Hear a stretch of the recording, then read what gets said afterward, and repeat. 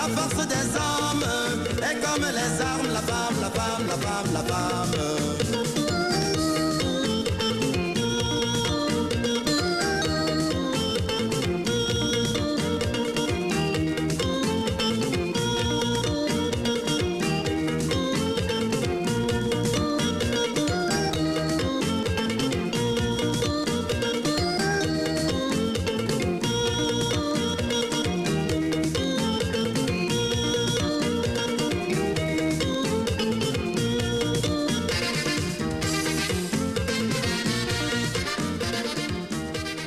Parler des violences faites à l'endroit de la femme, c'est aussi essayer de nous rappeler quelles sont nos responsabilités, surtout à nous les hommes, puisque on parle des violences faites à l'endroit de la femme, ce qui sous-entend que ce n'est pas la femme, sans doute, mais c'est plutôt les hommes, surtout. Alors, cette association a pris cette initiative, et pour ceux qui ne connaissent pas cette association, sur celle, c'est ce que je viens de vous dire, ce que fait cette association, et aussi promouvoir les micro-projets horizontaux. Et ensemble avec vous, pour ceux ou celles qui voudront faire partie de cette association, intégrer l'association, s'il n'est pas difficile. Après, peut-être la conférence, on peut se rapprocher de Mme Stella Duta. Elle va vous orienter et qu'est-ce qu'il faudra faire pour faire partie de cette association qui, depuis un peu plus de 5 ans, essaie de poser des œuvres, mais des œuvres vraiment positives. Ceci dit, que pendant que nous sommes là, il y a des intervenants pour cette conférence, des intervenants qui vont être qui sont au nombre de 3. Il y a donc Madame Jessica Thomas, il y a Monsieur Zinga Arnaud et Madame Mariana Bassa. Voilà, les 3 vont intervenir sur le thème la loi Mouibara et les violences faites aux femmes au Congo-Brazzaville. La loi Mouibara, pour ceux ou celles qui ne connaissent pas, c'est la loi 19-2022 du 4 mai 2022. Et en son article 30, l'article 30 de cette loi, cet article stipule qu'il faudrait qu'il y ait création des espaces de conseil. Donc, parmi ceux qu'on peut créer dans des espaces de conseil. Ici, c'est une conférence, c'est aussi un espace qui a été mentionné comme espace conseil. Et nous avons profité de cet espace pour suivre la conférence par rapport au thème et essayer d'en tirer des leçons, pourquoi pas échanger, puisqu'après juste leur intervention, il y aura un débat, donc vous aurez l'opportunité de poser des questions. C'est le premier moment phare de cette rencontre.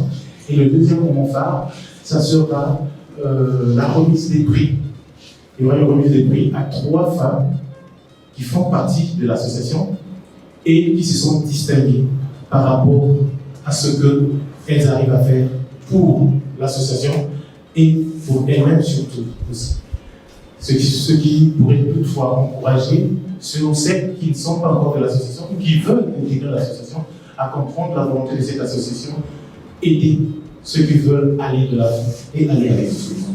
Ceci dit, je ne vais plus trop m'attarder, je vais passer la parole aux conférenciers qui vont intervenir un à un.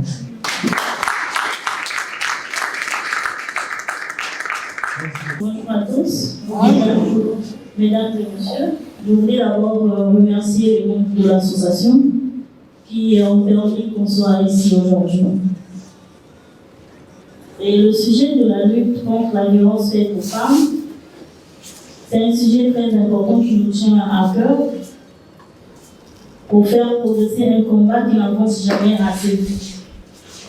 Nous avons évidemment besoin de l'implication de tous, parce que ces violences faites aux femmes représentent un symbole le plus brutal de l'inégalité existant dans notre société. Et leurs agresseurs considèrent qu'elles sont dépourvues des droits et des moyens de liberté, de respect et de capacité de décision. Ainsi, ces violences faites à l'égard des femmes demeurent un problème social important et elles se manifestent de différentes façons. Mariage précoce et forcé, trafic d'êtres humains, esclavage, exploitation sexuelle. Combattre les violences faites aux femmes, c'est pourfondre de notre intolérables à la vision des droits fondamentaux et d'atteinte à la personne. C'est un combat qui concerne toute la société et un combat universel. La lâcheté de cette violence à huis clos ne peut pas nous tenir à distance. Au contraire, elle doit redoubler l'effort pour donner à cette lutte toute la portée qu'elle mérite et en faisant l'objet d'une véritable prise de conscience collective. L'État, sa mission, il doit veiller à ce que les plus faibles soient protégés par la loi et que leurs droits fondamentaux, à commencer par le droit d'intégrité physique, soient respectés. Ces droits, nous avons à les faire respecter au-delà des corps fermés, par-delà des chefs de silence qui entourent les actes de violence ordinaires. Cette année, pour la journée des droits de la femme, nous avons eu pour thème la loi Mouébara. Elle vise à donner des réponses plus rudes et similaires de violences faites aux femmes. Bonjour à tous. Ça doit être surprenant de voir un homme conférencier à l'occasion d'une telle rencontre, mais cela est à féliciter. Je tenais à féliciter Madame Picot, présidente de l'association Jeunesse en Marche, la fourmi, pour cette initiative, parce qu'en réalité, comme je le dis souvent, la véritable émancipation passe par la connaissance. On ne peut être émancipé sans connaître, ce n'est pas possible. Et donc, cette conférence est véritablement utile, et lorsque j'ai été sollicité pour cela, en réalité, on a beau dire ce que l'on veut, cette loi a le mérite d'exister. On a beau la critiquer, on a beau considérer qu'elle est incomprise, on a beau considérer qu'elle est insuffisante ou qu'elle est redondante parce qu'elle reprend ce qui existe déjà, mais elle a le mérite d'exister. Elle a le mérite d'exister encore plus parce que le cas du harcèlement, elle traite du harcèlement sexuel. Ce cas, je peux vous avouer, en quasiment 10 ans de métier, nous avions eu beaucoup de mal à engager des poursuites contre des personnes soupçonnées d'avoir harcelé sexuellement des femmes. Nous avons reçu des plaintes, mais ces plaintes, puisque la loi ne prévoyait rien, en droit pénal général, on dit qu'il n'y a pas de peine sans loi, il n'y a pas d'infraction si la loi ne l'a pas prévu. Et donc, nous ne pouvions malheureusement pas engager des poursuites. Cette loi, comme le dira sans doute Mme Goma tout à l'heure, a tenu compte des réalités de notre société. Elle peut paraître très, mais véritablement très répressive, mais je vous assure que cela en valait la peine parce qu'il y avait beaucoup d'infractions qui se commettaient, mais qui ne pouvaient malheureusement pas être réprimées pour la simple raison qu'il n'y avait aucune base légale. Le harcèlement sexuel, là, il s'agit plutôt du harcèlement, d'une violence domestique ou conjugale qui, elle, se manifeste physiquement. Mais le harcèlement sexuel, on peut considérer que ça se passe dans la tête. Et le plus souvent, ce qui se passe dans la tête a du mal à être perçu à l'œil nu. Ça se passe à l'intérieur et ça vous bouffe, si je peux m'exprimer ainsi, ça vous bouffe véritablement de l'intérieur. Alors, la loi Mouébara définit le harcèlement sexuel, notamment son article 14, constitue un harcèlement sexuel toute avance sexuelle répétée. Les mots sont importants ici. Répétée. Ça veut dire qu'une avance sexuelle faite qu'une seule fois ne suffit pas. La loi a précisé pour que ce soit de façon répétée. Et sans réciprocité, c'est-à-dire vous faites des avances, l'autre en face, comme on dit, n'accroche pas, il ne percute pas. C'est-à-dire que la femme n'est pas intéressée en réalité.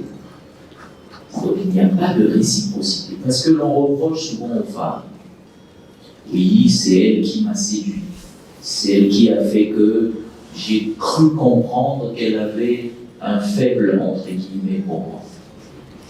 Donc la loi précise qu'il faille que cette avance soit sexuelle, d'abord à caractère sexuel, répétée, sans réciprocité, une intention sexuelle non sollicitée, donc la femme, la victime, elle n'a rien demandé, une demande d'accès ou des faveurs sexuelles, toute allusion sexuelle ou autre attitude verbale ou physique de nature sexuelle. Toute exhibition, poursuit la loi, de support pornographique lorsque celle-ci empiète sur le travail ou est présentée comme une condition d'emploi ou encore crée un environnement de travail intimidant, hostile ou choquant. Voilà. Comme je le disais tout à l'heure, la loi a véritablement le mérite d'exister parce que, en réalité, elle a semblé tout prendre en compte en évitant de laisser ce qui pourrait paraître essentiel, ce qui fait que quand vous avez une telle disposition légale, aussi longue qu'elle est, mais elle englobe beaucoup de choses. Mais lorsque l'on lit cette disposition, on se rend compte que le harcèlement sexuel est courant en milieu du travail. Et souvent, l'on observe que pour avoir un emploi, l'on est harcelé pour pouvoir obtenir cet emploi-là, ou encore lorsqu'on a obtenu cet emploi, pour pouvoir prétendre éventuellement à une promotion, il y a également un harcèlement sexuel. C'est ce qui fait que la loi a prévu en son article 62 une répression, c'est-à-dire celui qui commet cette infraction de harcèlement sexuel est puni d'une peine de 2 à 5 ans. Et lorsqu'il s'agit du supérieur hiérarchique de la femme, cette peine est doublée. Vous voyez, donc, l'on sort véritablement du droit positif. Cette loi vient avec toute la répression suffisante pour pouvoir être effectivement dissuasive. Il a été dit tout à l'heure par le modérateur que l'État a l'obligation de mettre en place des espaces conseils. Ici est l'occasion d'échanger, de vous faire connaître vos droits, en tout cas pour ceux pour celles qui ne les connaissent pas, pour que tout ceci ne demeure pas impuni. Parce qu'en réalité, il faut véritablement qu'il y ait des actions en justice pour pouvoir dissuader ceux-là qui se permettent de telles formes. Nous allons certainement en débattre un peu plus. N'hésitez pas à poser des questions, en tout cas toutes celles qui vous passeront par la tête. Je pense que nous sommes là pour ça. C'est un moment d'échange et je pense qu'il est important. Il faut savoir que cette loi était attendue, tout simplement. Attendue parce que pendant longtemps, que ce soit vous, les personnes présentes dans la salle, que ce soit nous, les professionnels du droit, que ce soit les associations, nous avons souhaité avoir une loi spécifique qui allait prévoir et punir les violences à l'égard des femmes. Quand je commence comme ça, vous pouvez vouloir me rappeler que nous sommes en mars, qu'il y a quelques jours, nous étions le 8 mars. cette journée qui marque notamment notre combat pour l'égalité. Et peut-être vous aurez envie de me dire, mais enfin, si vous voulez vraiment que nous soyons égaux, pourquoi vous recherchez une loi spécifique alors que les textes que nous avons au Congo, j'ai envie de parler du code pénal, j'ai envie de parler des conventions internationales que le Congo a ratifiées, des textes qui sont applicables chez nous, ces textes protègent les personnes en général et que nous sommes donc tous égaux devant la loi. C'est vrai. Nous parlons d'égalité, nous réclamons cette égalité en droit, une égalité en droit, je le reprécise. Et c'est vrai qu'il est important d'avoir une loi spécifique parce que ce qui se passe, c'est que la femme est quand même beaucoup plus vulnérable que les hommes. Déjà parce qu'elle est femme, mais en plus parce que son statut de femme fait que, même quand elle est auteur, parce que je reviendrai sur cette notion dans un instant, elle peut être auteur de différents types de violences, elle demeure quand même, j'ai envie de dire, faible parce que nous avons nos textes qui ont établi cette notion de chefferie en disant que l'homme était le chef. Alors il fallait donc tenir compte de la vulnérabilité spécifique de la femme et c'est pour cela qu'on avait besoin d'une loi qui prenne en compte cette vulnérabilité-là. Il faut aussi vous dire que la loi Ouattara n'est pas une loi contre les hommes. Parce qu'il y a un instant, je vous le disais, les femmes aussi peuvent être auteurs de violence. Et vous savez que cette loi s'applique aussi contre les femmes auteurs de violence. Vous vous souviendrez que le 8 mars de cette année, le thème national qui a été retenu parlait des violences en ligne. Il fallait lutter contre les violences en ligne avec la loi Ouattara. Et nous avons eu des cas spécifiques ici à Pointe-Noire où des femmes ont fait ce qu'on appelle la revenge porn. C'est qu'il y a des personnes qui profitent d'avoir des photos coquilles de certaines personnes et de les diffuser sur les réseaux sociaux. D'accord? On aura l'occasion d'en débattre un peu plus longuement tout à l'heure. Et voilà, c'est ça, revenge porn. J'ai des photos très salaces, peut-être nouveau, voilà, je les ai et je profite parce que quelqu'un m'a fait du mal.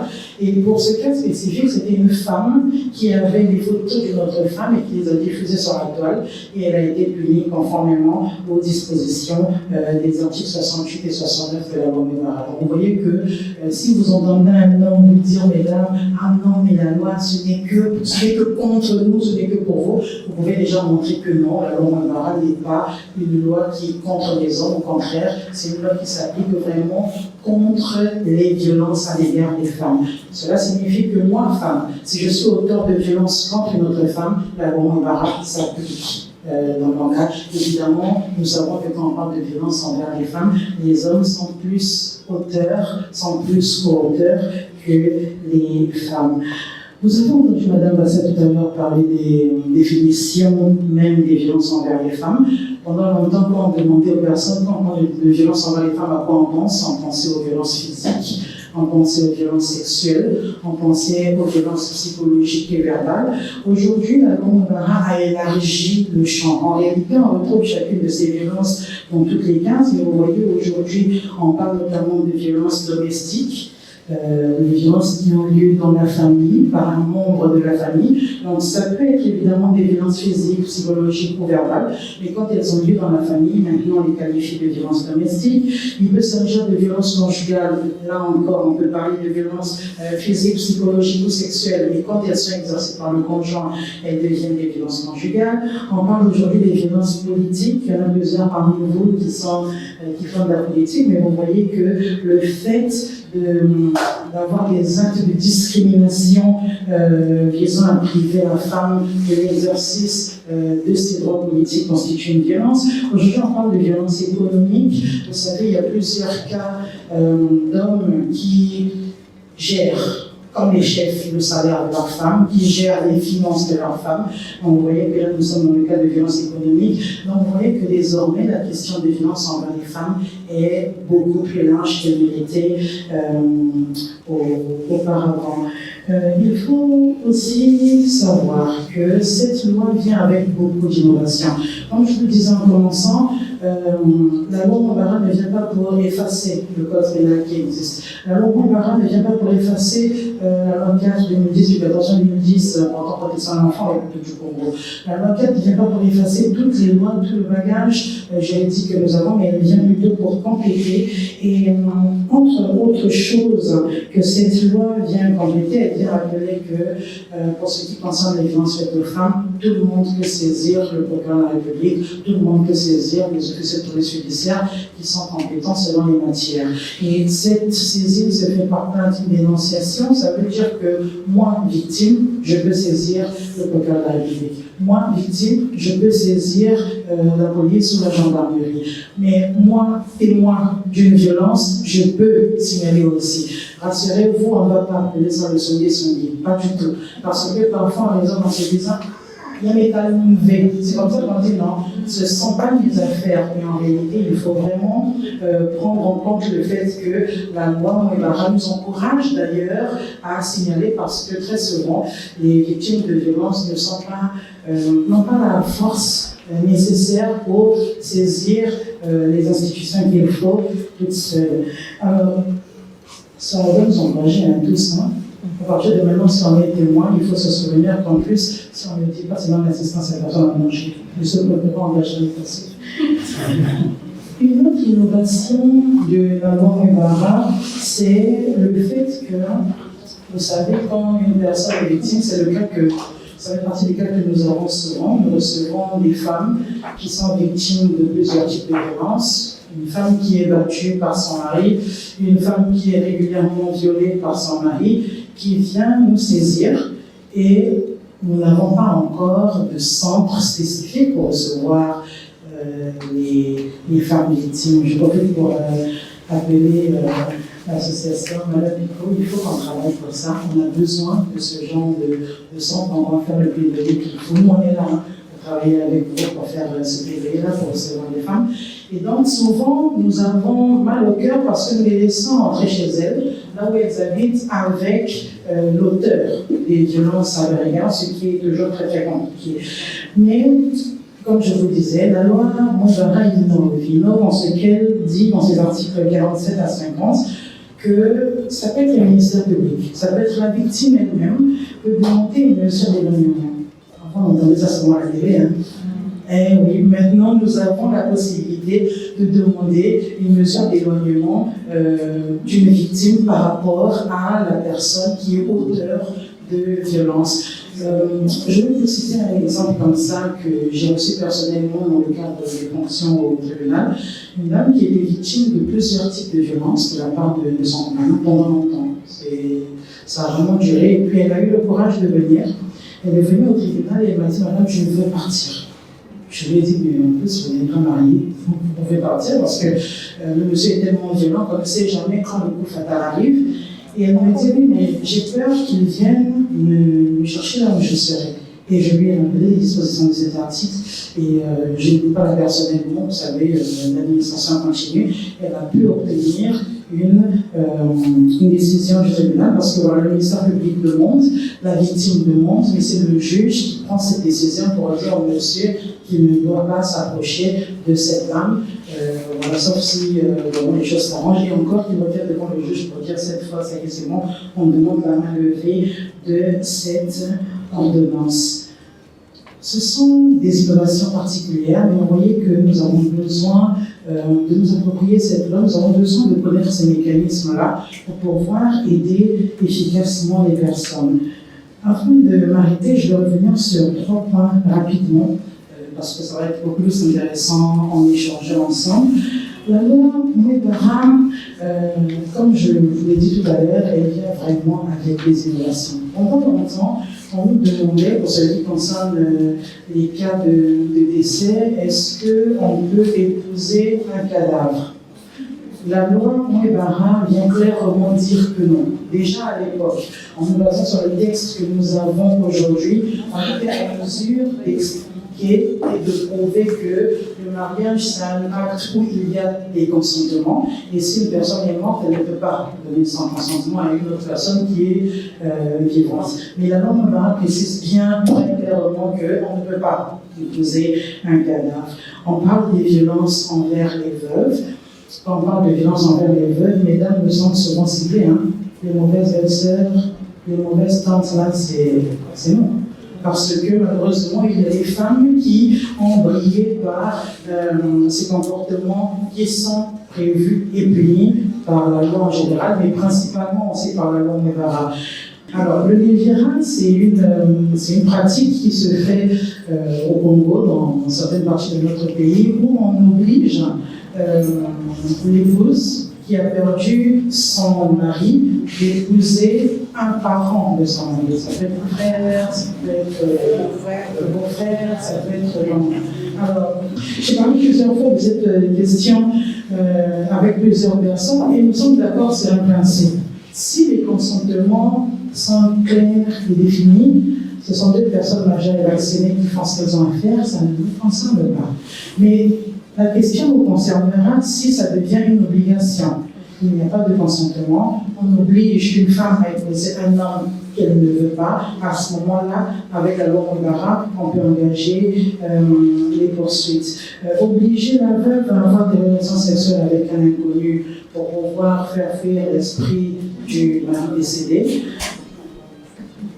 Être rasé intégralement, les bains dans les eaux sales, vous voyez que toutes ces pratiques dites traditionnelles sont prévues et punies par la loi Mbara. Ça veut dire que désormais, mesdames, messieurs, n'hésitez pas à nous signaler ce genre de cas pour que les poursuites soient engagées. Autre chose, c'est qu'il y a des personnes qui viennent, des femmes victimes, qui ont souvent la pression des familles et des belles familles et qui viennent nous dire « je retire ma plainte ». Donc je vous informe que même si vous dites « je retire ma plainte », ça ne nous engage pas. Parce qu'une fois que l'action publique est mise en mouvement, même si vous retirez, nous avons même une obligation de continuer. Autre innovation de la loi Mbara, c'est de rappeler que les associations ont désormais ce qui était prévu, parce que la plupart des associations chez nous sont régies par les dispositions de la loi de 1901 qui déjà prévoyait que les associations, que les associations peuvent se constituer partie civile. Aujourd'hui, dans la loi 4 2010, qui est la loi 2010, que nous appelons le quotidien, on prévoit que les associations peuvent se constituer partie civile. Et là, la loi Mbara vient encore insister sur le fait que même si la victime est épuisée moralement, qu'elle ne veut pas continuer, nous, associations, nous pouvons continuer. Et autre chose aussi sur la même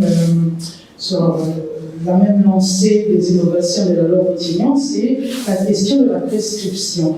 Avant, pour poursuivre un délit, nous avions une prescription de 3 ans. Avec la loi Mbara, désormais, nous avons une prescription de 5 ans. Intéressant, parce qu'il y a des personnes qui, parfois, lors d'une conférence, entendent des choses, elles sont conscientes qu'elles ont été victimes d'un délit, mais quand elles viennent, donc ça s'est passé à 4 ans, on ne peut plus poursuivre. Désormais, pour les délits, c'est 5 ans de prescription. Pour les crimes, on avait 10 ans pour poursuivre. Désormais, nous avons 20 ans. Vous vous rendez compte qu'une personne qui a été violée il y a 20 ans peut nous saisir aujourd'hui pour dire voilà, j'ai été victime de viol, on peut engager les poursuites. Et quelque chose qui m'a particulièrement fait plaisir, parce que vous connaissez mon engagement auprès des enfants, les délais de prescription pour les enfants commencent à courir à partir de la majorité. C'est une des innovations que je préfère sur la loi Mbara. Alors, je vais m'arrêter, mais juste avant, un petit détail encore, avant qu'on puisse échanger. M. Dino vous l'a dit tout à l'heure, plusieurs personnes ont critiqué l'arrivée de la loi Mbara.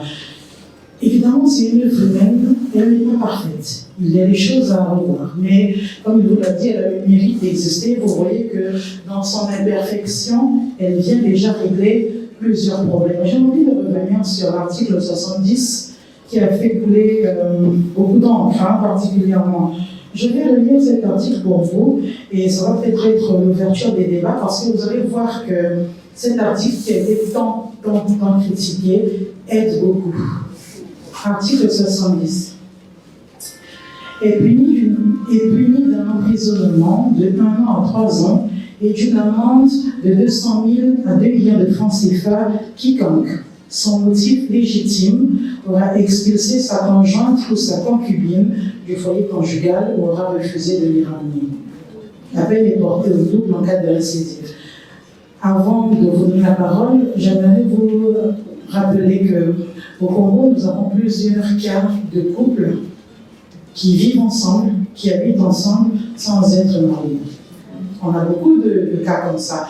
Et pour illustrer à quel point cet article aide, nous avons reçu, dans le cadre de l'association que je préside, le cas d'une dame qui venait même du village. Son compagnon est allé la chercher dans son village il y a 32 ans. C'était il y a 32 ans. Ils sont venus à Vandman, ils ont fait leur vie, voilà, c'était le monde en mots, ils ont travaillé ensemble pour construire tout ce qu'ils ont pu construire ensemble. Et puis, monsieur a décidé comme ça de renvoyer sa compagne sans motif légitime. Vous allez me dire, ah mais oui, bon, la loi n'a pas bien défini le motif légitime, c'est vrai. Mais en même temps, il y a des analyses qu'on peut faire couramment. Vous savez ce que ce monsieur m'a dit? Il m'a dit, ma compagne, elle est impolie. Est-ce que vous pensez que c'est là un motif légitime? J'ai envie de vous donner tout de suite la parole. Merci à vous pour votre attention. Et nous sommes ouverts pour les échanges. Comme on l'a dit, on parle en français, on quitte le lingala. À vous la parole.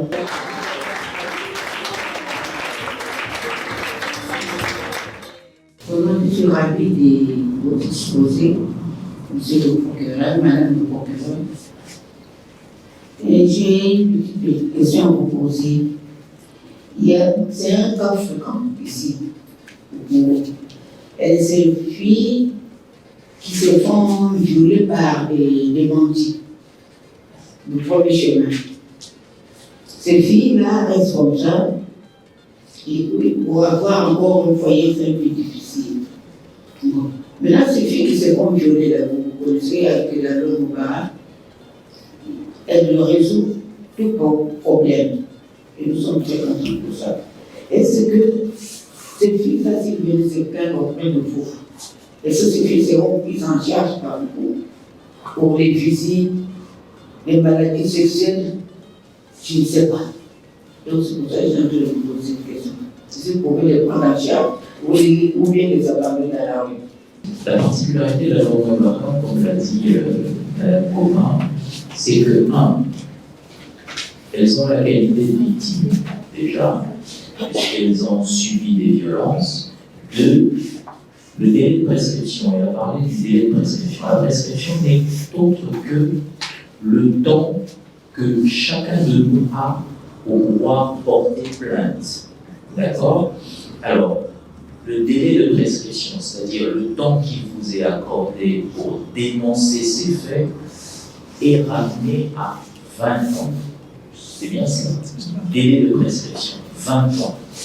Mais ce délai ne court pour l'enfant mineur qu'à partir de sa majorité. Donc vous vous rendez compte que même quand elle est mineure et que l'on n'a pas retrouvé les individus, les présumés auteurs de ce viol, à partir de sa majorité, le délai commence à courir de 20 ans. Ça veut dire que nous avons suffisamment de temps pour mettre la main dessus.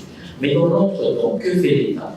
Effectivement, il y a des mesures de protection qui ont été mises en place, ou en tout cas qui ont été prévues par cette loi, qui permet ou qui oblige aux autorités, notamment administratives, de prendre en charge ces victimes de violences. D'accord? Il y a une prise en charge psychologique, surtout, parce que c'est un volet qu'il ne faut pas ignorer. C'est un enfant, vous l'avez dit tout à l'heure, qui, tellement traumatisé par cela, n'aura plus envie de sentir un homme. Donc, ne voudra plus sans doute s'en approcher. Donc, pour cela, il faut cette prise en charge médicale, psychologique, pour lui permettre de se reconstruire. Il y a en plus d'autres mesures de protection si elle ne se sent plus en sécurité dans le milieu dans lequel cette violence s'est exercée, elle peut solliciter à être déplacée. Voilà. C'est ce qui fait que la loi est prévue des centres pour pouvoir au cas où ces centres n'existaient pas, même des lieux d'hébergement, ça peut être un modèle, ça peut être des centres d'accueil, à la demande, ça peut être provisoirement à la demande du procureur de la République, c'est ce que la loi prévoit, en attendant donc que le juge prenne sa décision. Voilà, donc c'est un dispositif qui est mis en place pour protéger effectivement ces victimes-là. Telle est la réponse que j'apporte sur la première question. La prise en charge des victimes est effectivement prévue aussi à l'échelle psychologique et sociale, mais aussi médicale. Nous sommes conscients qu'une victime de violence sexuelle particulièrement est aussi traumatisée. Donc, en plus de cette prise en charge, dans ce programme, on parle de la prise en charge juridique, nous on engagera les poursuites, on va veiller à ce qu'il y ait une gestion de justice. Il y a dans les hôpitaux désormais des médecins qui sont formés pour pouvoir entendre les victimes, mais aussi les soigner. Parce que quand on parle de violence sexuelle, on parle aussi et surtout d'un impact sur le corps. Et c'est vrai que certaines difficultés existent, dans le sens où si les filles sont en situation de rue, c'est pas toujours évident de les trouver. Mais même là, on a trouvé des formules pour travailler avec le service social qui est spécialisé dans le travail avec les enfants en situation de rue. Mais sinon, j'ai envie d'interpeller les associations notamment pour pouvoir accompagner les victimes. Parce que c'est pas toujours évident pour les victimes de venir toutes seules solliciter toute cette prise en charge qui est prévue. Et voilà, c'est à nous de pouvoir les accompagner et de veiller à ce que toutes les dispositions soient prises pour qu'elles soient soignées. La difficulté, j'ai envie d'insister dessus parce que vous voyez qu'en parlant avec les médecins, par exemple, on nous dit que pour les victimes de viol, la prise en charge médicale doit se faire dans les 72 heures. Dans les 72 heures, pourquoi? Parce que on donne notamment l'ordonnée à lieu le lendemain pour éviter les grossesses non désirées. Donc si on a raté 72 heures, ça peut être compliqué après si la victime est enceinte de son agresseur. Et c'est pour ça qu'il faut vraiment faire vite en réalité.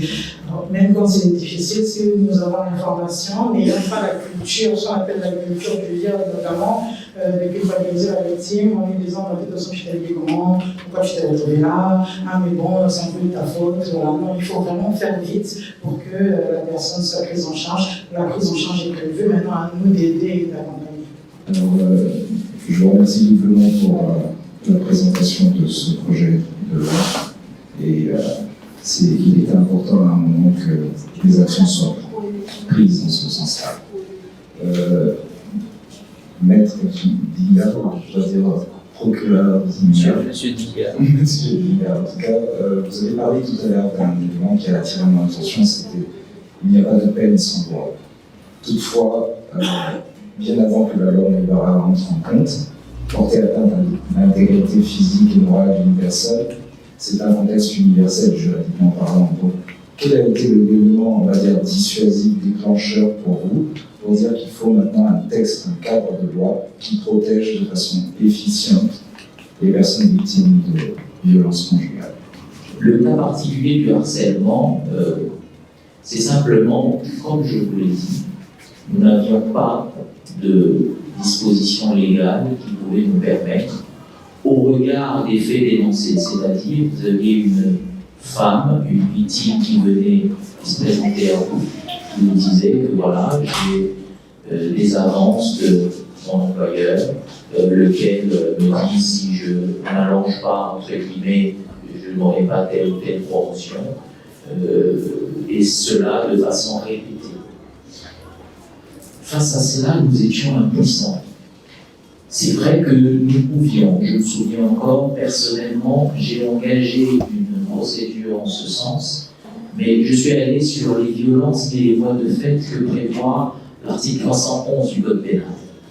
Mais les violences et voies de fait telles que prévues par l'article 311, le contenu n'est pas aussi explicite que l'article 14 de la loi 4, comme on l'appelle, dite Maïbara. Vous voyez? Parce que ces violences et voies de fait nécessitent, on va dire, un certificat médical, il faut qu'il y ait eu un choc psychologique, ainsi de suite, pour qu'il il y a beaucoup de détails qui pourraient être de nature à être un frein aux poursuites et, in fine, à obtenir une condamnation contre l'auteur présumé donc, de cette infraction-là. C'est tout le mérite de cet article 14 sur le harcèlement sexuel parce qu'il vient préciser de façon claire quels sont les éléments, comme on dit chez nous, constitutifs de l'infraction. Sur la loi Ouébara, si j'ai bien compris, article 70. D'accord. Ok. Alors, nous sommes toutes des femmes, des hommes. Je suis mal placée, je suis une grande famille où j'ai beaucoup de frères et beaucoup d'enfants, des garçons. Alors, la loi Ouébara dit qu'il faut sanctionner 2 ans de prison et 200 000 francs, 200 000 francs d'amende si un petit s'en épouse. En étant, je vais me marier ou me marier, peu importe. Vous avez un frère qui trouve une jeune femme dans la rue, qui est toute gentille et toute douce. Tout simplement parce qu'elle veut, entre guillemets, rentrer le ménage. Je m'appelle Félix Chikaye. Elle va se comporter super bien.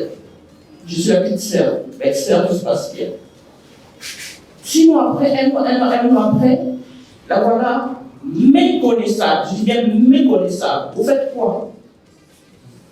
On fait quoi? Vous voulez que je perde mon frère à cause de votre loi Ouébara ou je la fous dehors? Madame Jessica, je vous pose la question. Je suis une mère d'enfant aussi. J'ai un fils qui a une femme superbe. Demain, je ne pas dans les familles, hein. Vous voyez que la femme maltraite, c'est-à-dire le compagnon de la famille, c'est-à-dire sa belle-mère, ou bien fait manger aux fistons du gros n'importe quoi. Nous sommes tous des femmes ici, nous vivons dans les familles, dans les quartiers. Est-ce qu'il faut faire comme ça, oui ou quoi? Je pense que la loi est dans cet article-là, il faut qu'on nous commençons d'abord à nous-mêmes, avant de demander d'appliquer 200 000 là, c'est 2 millions que vous demandez là, pour quelqu'un qui maltraite votre frère, votre fils, votre père, et les hommes qui ont des belles-mères. Je ne vois pas qu'un fils qui va accepter que son père soit maltraité par son fils. Je ne pense pas. Donc, soyons aussi raisonnables, soyons honnêtes, disons des choses aussi vraies. N'encourageons pas ça. Posons des questions. Où va-t-on avec cette loi-là? De violence faite à l'égard de l'homme. Non, c'est l'article 70. Oui. Moi, je décide que mon frère foute cette connasse dehors parce qu'il a. Je décide parce que. Non, parce que. Moi, je suis mère de plusieurs garçons. Je suis nombreux. Je vis ça, même dans les quartiers. Vous voyez la femme, on la drague en chemin, elle est, oh là là, toute jolie, toute gentille, d'accord? Elle vous fait du saumon, du poisson gris, tout ce que vous voulez. Bah tiens, le père était bien dire pour faire un séjour dans le DAC, le mari comme échangé. Dans le mari de manger à midi, moi c'est 19h. Et puis elle fait, bah voilà, elle fait ceci. Papa, tout. Je me suis dit fatiguée d'être dehors, tout simplement. C'est un homme violent. Il ne faut pas la tuer. Il dit, madame, pourquoi tu m'attends? Vas-y. La loi Ouébara veut dire quoi dedans? Vous voulez avoir un mort sur le cadavre de les mains? Madame Jessica. C'est la vie de ton frère. D'accord. En fait, c'est pas vraiment une avis. Je pense juste qu'il faudrait peut-être, par rapport à la loi, expliciter un peu plus sur la question de motif légitime pour pouvoir définir un peu plus le cadre dans ce sens-là, en fait. Ce que vient de Guy avait pris à vous avez salué que sœur a dit qu'il y a des cas spécifiques la famille ayante. Moudébaka aussi, cas spécifique la famille à Mouna. La même chose. Nous pouvons remarquer que frère Amoun n'a pas tiré une zone. Depuis un Kenaken ou bien ça fait plus de 25 ans qu'on est ensemble. Quand tu n'as Amoun y'a un pouillard. Il y a un deuxième. Il s'en vient pas pour Kotaka, on regarde. Dans le petit Anouanos, Banzo, 4, Bakali nous soit que tu n'enganda, dikam. Elle m'a fait qui m'a dit que dans la dikam. Un matin, il revient, qui est un initial. Quel que point de vue, il y a même la nizo, m'a fait torturer dans la bakali. Si bakali nous pisa, il bakali va dire ça là, la tama. Mais maintenant, le mari ne travaille plus que dans le salaire qu'il avait. Et le couteau rien dire au talis bakala. En fait, nous aussi là, c'est le monsieur, la madame, qui a façon et que nous avons fait. Il y a le couteau à Keto, la talis bakala passe. Combien de temps on passe? Ah ouais. Moi, c'est ma idée. Bon, l'article 70, mais cité. Maison d'art, c'est comme on dit là, voilà. Quels sont les motifs? Parce qu'il y a aussi des motifs. Il y a aussi des motifs. Moi, puis mon motif, il est exact. Pour que mes trouver là se plaignent. Mais tu vas belle soeur, ma soeur, et faire un coach dans la main. Oui, là, quelque chose. Parce que le plaisir, il m'a trouvé que là, tu m'as trouvé là-bas, on se passe. Et nous, on ne peut pas aller entrer là-bas. Si la femme reste, ça veut dire quelqu'un qui a un moyen de bien la maternité. Le monsieur, devant les parents, il a dû faire d'autres, puis il a mis à l'église, nanana. Ça fait, je pense, 9 ans qu'ils sont ensemble. Et le monsieur est venu me voir. Il me dit, Antoinette, j'ai un souci. Viens chez moi. J'arrive chez lui. Ben, je vois la tante, la grand-mère, tout le monde parle de sa femme. Il me dit, tu vois, le parent ici. Il dit, mais moi, je suis ton ami, je ne dois pas évident. Ça me fait mal. Comment ma femme ressent que ses parents à la maison, chez moi, il n'y a pas. Et quand moi j'amène des parents, elle est toujours sortie. Ah, j'ai une course à faire, je suis là, je ne vais pas faire. On pensait que tu as après de la langue. Ah, moi je suis dehors.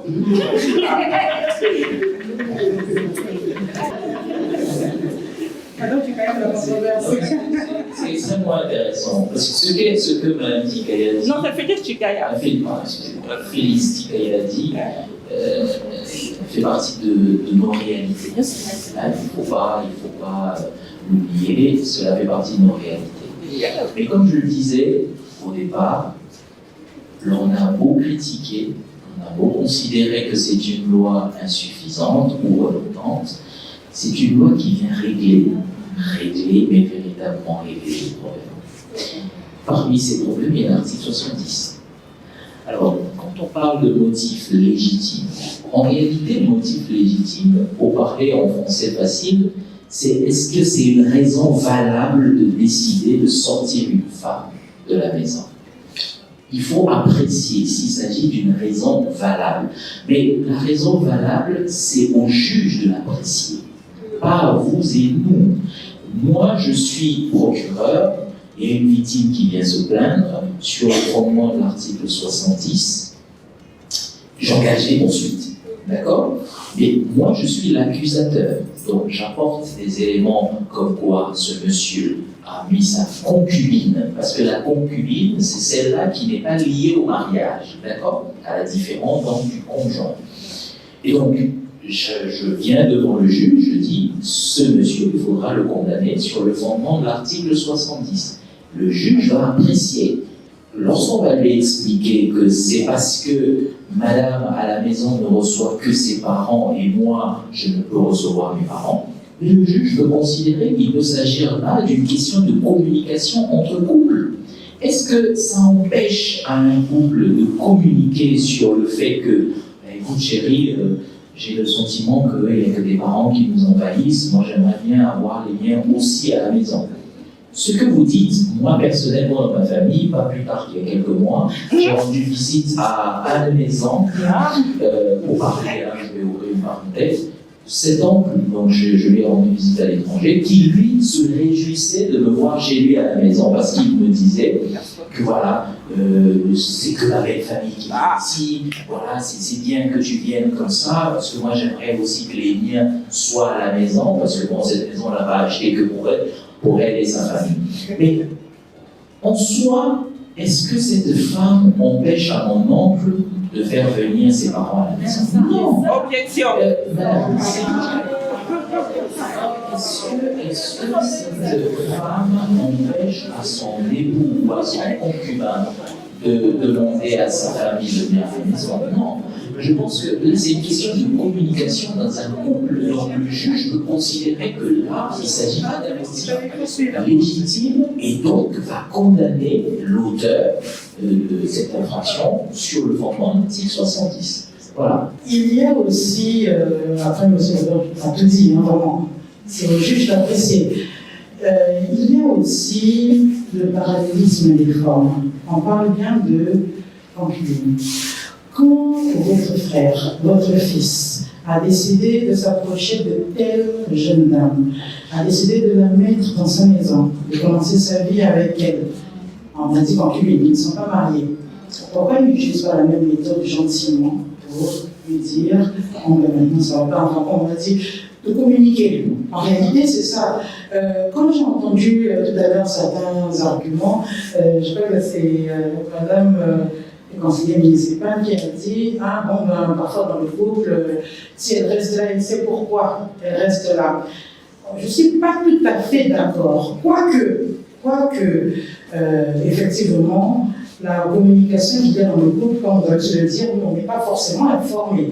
Mais certaines femmes sont victimes de violences, certains hommes aussi, hein, sont victimes de violences sans forcément s'en rendre compte. C'est d'ailleurs pour cela que nous appelons à avoir des activités de sensibilisation comme celles organisées par l'association aujourd'hui, pour que chacun de nous se rende compte que tel ou tel comportement constitue une violence et donc qu'il faut forcément faire quelque chose. Parce que quand il y a violence, il faut agir. Il ne faut pas laisser la violence demeurer et s'aggraver.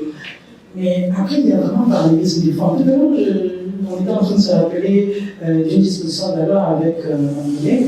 Par exemple, pour ce qui concerne les veuves, qu'est-ce qui se passe? Si on va dans le même raisonnement que vous, Madame Pistikaïa, mais cette femme a été tout ce qu'on veut de négatif. Aujourd'hui, notre frère, notre parent, il est décédé. Et on a envie de dire, on ne veut pas qu'il vienne à la succession. Mais le code de la famille a prévu la procédure en intimité, hein, c'est bien sûr en intimité. Ça veut dire qu'on peut venir devant le juge pour demander que cette veuve soit déclarée indigne de venir à la succession. D'hériter, voilà, d'hériter. Alors une fois que c'est fait, que le juge prend en compte tous les arguments qu'on a donnés, qu'on vérifie que c'est cela, le juge prendra une décision. On n'a pas besoin, nous, de venir la sortir, vous voyez, sortir la veuve du domicile conjugal, l'injurier, l'insulter. Voilà, il faut qu'on apprenne justement à garder la raison. C'est elle qui me fait rire, elle fait la vie. Vous savez pas que ça fait mais c'est vraiment l'effort que nous devons faire de rester, d'avoir une attitude qui reste dans les limites de la loi pour ne pas que nous soyons hors la loi. Parce que malheureusement, la loi, elle peut se retourner contre nous si nous agissons comme il ne faut pas en réalité. Donc vraiment, faisons l'effort de rester dans les dispositions de la loi. Prenons en compte le fait que désormais il faut chercher que le juge qualifie de légitime le motif pour pouvoir chasser du domicile sa conjointe. J'aimerais revenir aussi sur un autre aspect qu'a souligné Madame ce que vous avez souligné est intéressant, parce que 20 ans avec une femme sans l'épouser, c'est catastrophique aussi, nous sommes d'accord. Encore qu'il y en a qui font même la dot, hein. Le pré-mariage, et vous savez, le pré-mariage a une durée aussi. Après 5 ans, il devient abusif. Alors vous voyez que si vous parlez de motifs légitimes, tout le monde peut avoir des arguments. Donc c'est bien que chacun prenne ses responsabilités et reste vraiment dans la stricte limite des dispositions de la loi. Il existe des violences au niveau professionnel. Mais je voulais ajouter aussi que même au milieu scolaire, il en existe aussi. Il y a des professeurs qui harcèlent les jeunes filles. Et ça existe actuellement. Oui. Et puis, je voulais poser une autre question. Est-ce que la loi Moïbara protège les orphelines maltraitées? Je vous dis qu'il existe dans le code de la famille des dispositions qui permettent à ses descendants, parce que les enfants du défunt sont les descendants, à pouvoir saisir le juge pour faire valoir leurs droits. Parce qu'il Il est vrai que dans nos familles, on a tendance très vite, quand le parent décède, allez, bon, sortez, c'était notre frère, allez vous débrouiller ailleurs, vous avez des femmes, vous allez trouver des maris, allez vous débrouiller ailleurs, nous récupérons tout. Non, il y a des dispositions de la loi qui permettent à ces orphelins, comme vous les appelez, ou ces orphelins, même de saisir le procureur, qui lui peut engager, dans l'intérêt de la loi, une procédure en ouverture de succession et éventuellement en liquidation et en partage de cette succession-là. Ils sont parents, ils ont des droits, c'est vrai, mais les enfants ont plus de droits qu'eux, puisqu'il y a une répartition qui est faite. Les violences au milieu professionnel, l'article 61 de la loi Novara, tout auteur d'agresseur sexuel et de harcèlement sexuel tel que défini l'article 7 de la présente loi, en milieu professionnel, religieux, scolaire ou académique, est puni de 5 à 10 ans d'emprisonnement et de 500 000 à 5 millions de francs CFA d'amende. À propos de maltraiter Bakali Nakachayenzi, jugeons que peut-être Bakali n'a, au fait, quand il me va à supporter Mamoussa Vanassa. Maintenant, il y a mes goumars. Vous avez quelqu'un dans le monde, qui est maintenant, pour se venger, elle m'a dit maltraiter un genre qui a fait basique, car nous avons égalité dans les autres, qui est basique, bakal c'est basique. Bon, il y a que plus à propos. Moi aussi, je la subir aussi dans les autres. Vous pouvez marier, mais vous pouvez bakal dans les autres. Mais vous pouvez faire égalité dans bakal parce que bon, vous pouvez supporter que na kusala ni mbivé parce que na maman veut que ça là que plus la veut que vous la veut bakala mu que na traiter comme vraiment il au fait que mu mioso l'enfant na kokondana na kusonse ngena basika ngefenge kwenda oui mais si mu basika mu kwenda à côté. La question que il faut que vous demandez de ça, mais il y a un manga basika, un manga pour une famille. Au un, maman mounou, frère, papa mounou aussi, un qu'elle fait à eux. Parce qu'il y a ma soeur, mais peut-être qu'elle fait la place, il y a pas. Donc, du genre que si vous avez un quatre foyer, c'est parce que vous avez zabavé, la minute où vous avez salavé, vous avez kaka, mounou aussi. Na babana mboske baka prise en charge mon aussi mumbe kuzwa conjoint bon mubuta babana à part avant kuzwa baka on se dit que peut-être un zola aider nous un zola comprendre nous dialogue zola va na kajenzo mais c'est pas le cas. C'est comme si mumbe katourne à l'enfer beaucoup plus na kaja l'enfer. Je ne retrouve pas le paradis. En tout cas, je n'arrive pas même à sourire. Donc je suis là dans la détresse, à chaque fois, j'écoule mes larmes du jour au jour. Quand tu rentres à la maison, il est tellement violent, il parle des choses que tu ne peux pas même résister même à écouter. Tu es là, tu penses à ta maman, si elle était là, tu devais pas être là avec le mari que tu as. Vraiment, là, je ne peux pas. Je me suis demandé, je viendrai le dénoncer, pour qu'on lui fasse du mal, bien, on lui amène par-ci, par-là, je ne sais pas.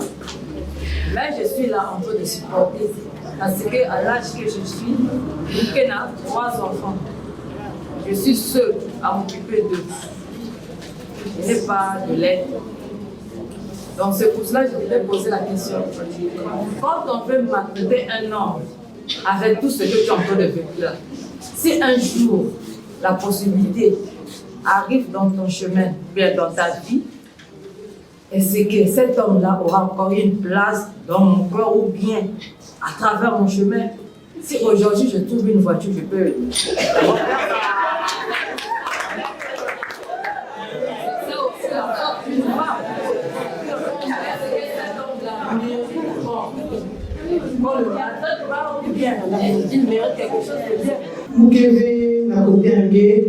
La façon dont il m'a dit ça, je suis là, je vais supporter, Bon, je n'ai personne dans ma vie, j'élève seul mes enfants, je suis désolée, non. Non, mais vraiment non. Comme j'ai dit, je vais essayer d'être gentil, hein, de le dire bien. C'est ça l'expression que vous avez utilisée. Une maison de n'avez pas passé un mot. Après, c'est peut-être pas l'endroit, on pourra en parler calmement. Mais si un pied boulangue, je l'ai dit quelquefois, les enfants en fait comment? Tout ça parce que les hommes, oui, je n'ai personne dans ma vie. Vous êtes devant, madame. Vous avez deux pieds, vous avez deux mains, il faut se bouger. Ah non, mais vraiment, il faut se bouger. Il ne faut pas avoir la culture de la violence. Vraiment, ça, je peux être d'accord avec vous. Et je vous le dis clairement. La culture de la violence, c'est ça, c'est ah bon, ben, je vais faire comment? Je n'ai que lui. Il va me geler, il va me frapper, je vais être là à supporter parce que je suis toute seule. Non, vous n'êtes pas toute seule. Vous êtes déjà venu ici parce que l'association a organisé l'activité. Ça veut dire qu'au moins nous tous, on est déjà avec vous. Vous ne pouvez pas dire je vais rester là à supporter. Quel exemple dit que ça va pas gagner? Parce que là, vous êtes en train de nous créer d'autres victimes. Si quelqu'un n'a pas gagné d'autres demain, un homme va les maltraiter. Elle va dire de toute façon, ça va, maman, elle a supporté ça comme ça. Et vous faisiez, c'est vous là qui faisiez la définition de l'amour et de la soumission. Parce que là, l'exemple que vous allez me donner, c'est de dire quand on aime et qu'on est soumise, on nous maltraite, on nous tape, on diminue le terre et on supporte. Non, il ne faut pas avoir cette attitude de supporter. En français, on dit que la vie est disparue. Alléluia. Ça veut dire que vous êtes debout, vous pouvez vous lever, vous pouvez prendre en charge. Moi, je suis d'accord avec une chose. Il y a plusieurs hommes qui sont auteurs de violences, parfois ils ne s'en rendent pas compte. Comme je dis, vous êtes en train de nous fabriquer des victimes si vous avez des filles. Mais si quelqu'un n'a pas de aussi, parce que dans la façon, donc pour eux, le symbole de la famille, le symbole du chef de famille, c'est ça. C'est le chef, il doit être méchant, le chef, il doit frapper, le chef, il doit injurier. C'est ça l'exemple, c'est ça ce que vous êtes en train de nous former. Demain, vos fils vont faire la même chose parce que c'est le modèle qu'ils ont eu. Et c'est pour cela que nous sommes d'autant plus fiers d'avoir des hommes qui sont là pour pouvoir parler de ces questions. Parce qu'en réalité, moi j'aime bien dire que c'est le combat des hommes. Dans la Bible, on a dit que l'homme c'est le chef de la famille. Moi, je ne suis que l'aide.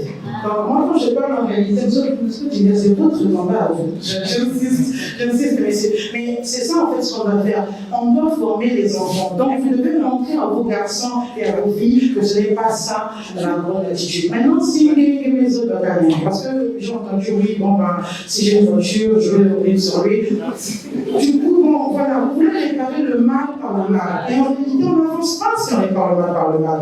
Moi, je me rappelle depuis que je suis toute petite, ma mère m'a toujours dit, même si tu as que 100 francs, ça va t'aider. Je ne vois pas pourquoi aujourd'hui, il y a certaines femmes, elles se permettent même plus de se chercher, juste parce qu'aujourd'hui, on veut se marier. Je ne vais même pas parler de la pression que je subis sur le fait d'être en couple ou d'avoir un enfant. Donc, ok, on a fait des études, mais à un moment, il faut que ça s'arrête. Il faut que les femmes, elles apprennent à parler. Parce que là, moi, je suis désolée, je ne vous connais pas, ça me touche beaucoup, mais quand vous dites que vous avez nulle part où aller, c'est pas vrai.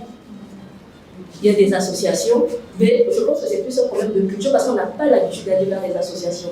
On pense que c'est pour les autres. C'est pas pour les autres.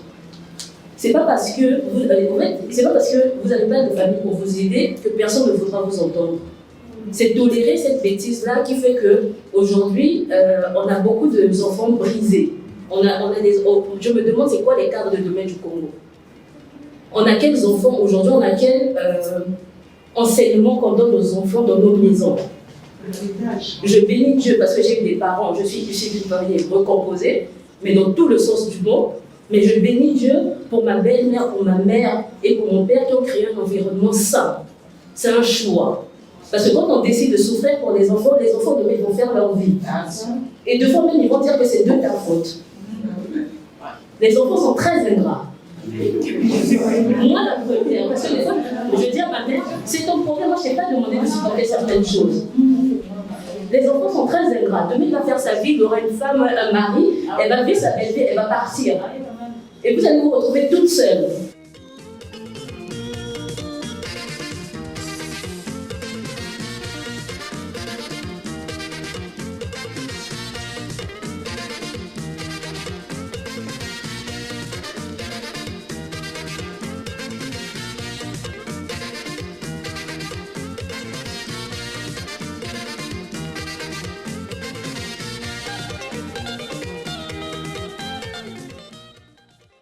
Alors, les 3 personnes, on va les appeler pour la réception des prix.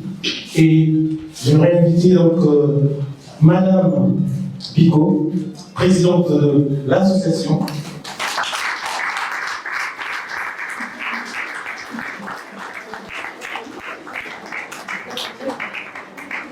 Pour la remise du premier prix. Pour la remise du premier prix. Et le premier prix est remis à Madame Stella Ndouda.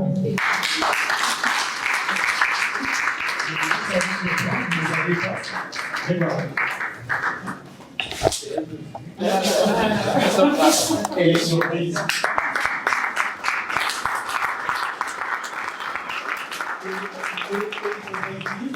Que vous avez là, ce qui atteste cela, vous avez le diplôme, sans doute, mais il y a un prix qui accompagne. Et ce prix-là, vous allez vous rapprocher de madame, donner votre numéro de téléphone, et c'est via Mobile Money.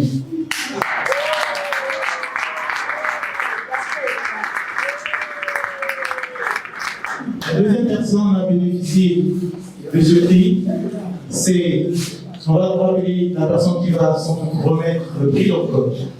Le prix sera remis par Madame André Félix Chikaya.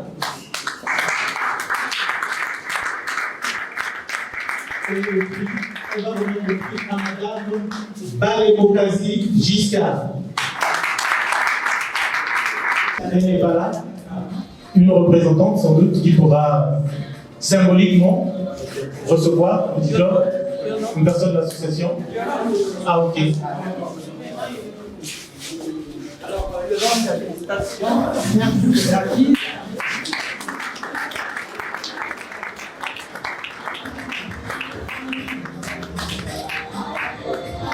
Voilà. Et nous invitons donc Madame Fatou Lébé-Sota pour la remise du 3e prix. Et le premier prix, l'heureuse récipiendaire, c'est Madame Loda Tombé.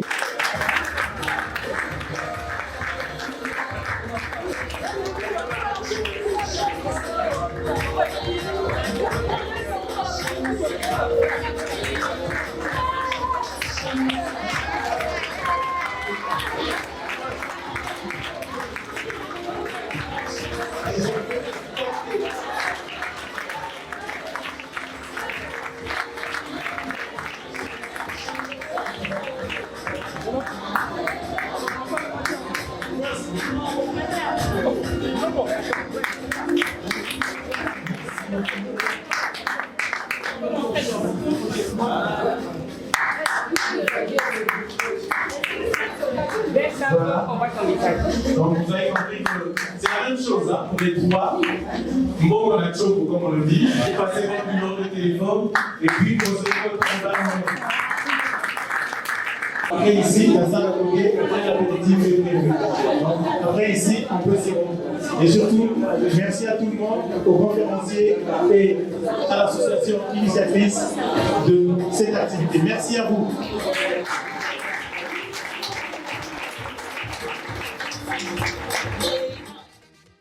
La force du monde, la force des hommes est comme les armes.